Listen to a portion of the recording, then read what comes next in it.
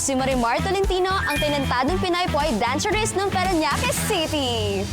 Nag-start po muna talaga ako sa mga dance contest, nagba-back-up dance, tsaka lang po ako nag-try mag-fire dancing. Minsan nasusunog yung kilay ko, dito banda sa BB hair ko, tsaka yung sa pilik mata ko. Makakasama ko po sa performance ko ngayon is yung partner ko. Siya yung talagang naging backup ko ever since na nung high school and college ako na nag-join ako sa pageant. Siya sa lahat, ang source of income namin is live selling po ng mga ukay-ukay jackets. Nasa show kami and then meron lang nag-call sa amin na Nilapon na po yung mga bahay na yan sa Barangay San Antonio sa Parañaque City.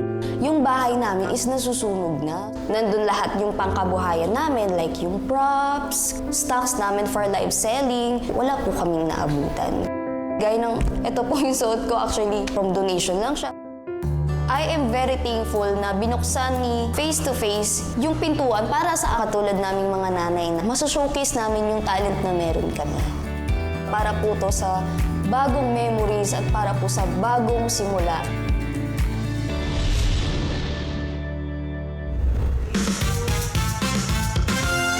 Ang talentadong Pinay Boy dancerist ng Parañaque City, Marimar Tolentino.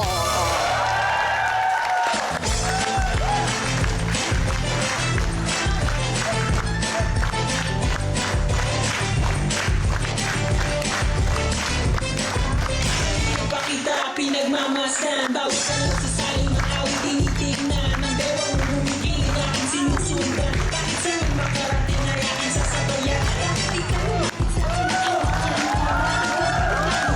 subukan mo, maging lalaki na siyang pinapangarap ko. Kaya kapag mahal sa'yo kung karahanan ko.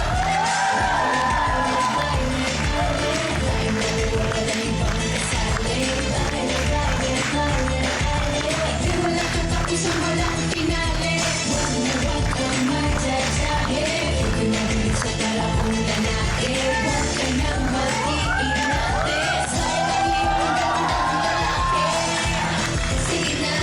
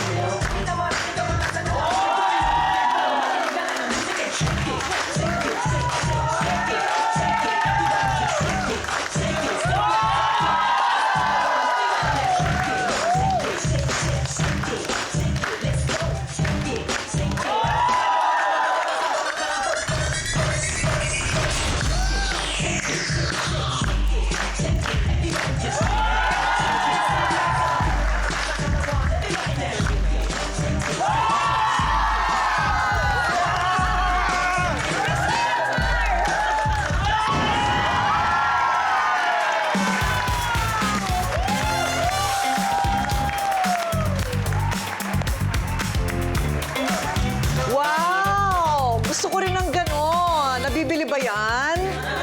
Oo. Paano mo naman ginawa yung ganyang klaseng talent? Paano ka nagdesisyon na yan ang gusto mong gawin? Gusto ko po kasi ng challenging tsaka kakaiba. Kakaiba at Opo. challenging. Saan ka naman namin mapapanood? Ay, sa mga resorts, hotel. Mga ganun po. ganon. So talagang iba-iba yung lumalabas doon, ano? Yes po. Oo nga. So, hindi naman delikado. Nandun po yung risk, especially kapag fire dance. Pero since love namin yung ginagawa namin, we do whatever it takes. We do whatever it takes. Wow! Ang galing! So, sa kasamaang palad, natupok naman ng apoy ang inyong bahay. Ngayong taon, ako, bakit ba nagpa-practice ka ba? Bakit nagkaganon? Nasa Show po kami nung time na nangyari po yun. So pag-uwi po namin, wala na po kaming nasalba. Ngayon, so paano na ngayon? Saan kayo nakatira ngayon? Sa tabing kalsada lang po, kung saan nasunog po yung bahay namin. Naku, nakakaawa naman. Napakaganda niya. Napakagaling sumayaw. Sa tabing kalye lang nakatira. Pero ikaw ay makakaraos din. Sigurado naman yon. God's faith. Hindi ba? So, sa pagiging dancer, ang racket ninyong mag-asawa, siya ba yung asawa Yes mo? po. Yung kumakarga-karga sa'yo?